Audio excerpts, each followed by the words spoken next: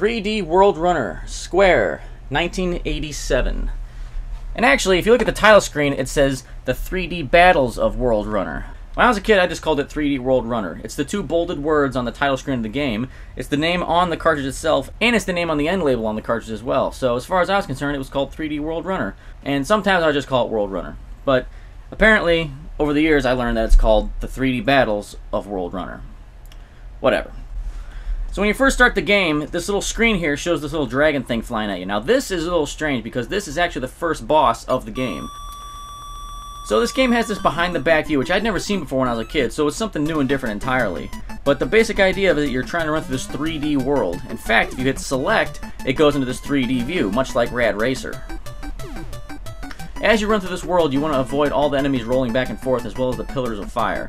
Now the controls work. If you push up, you run faster, you accelerate. If you push down, you slow down a little bit. If you push A, you jump for as long as you're holding it. And there are pitfalls you have to jump over, so you have to kind of time your jumps correctly. There's these poles randomly placed around the world you're running through. If you run into one of the poles, an item will pop out.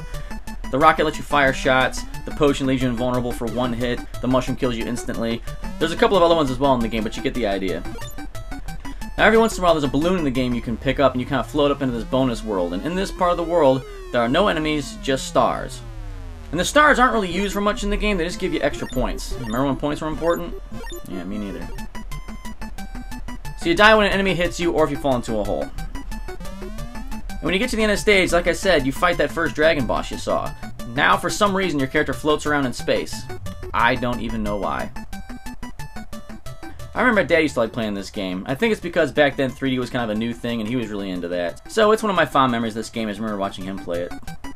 It's not a bad game. The graphics are alright. The controls are pretty solid. There is a Japanese sequel for it if anyone's interested, but I'm not going to be playing it. So for an early Square game, it's pretty good. We'll give it a 6 out of 10.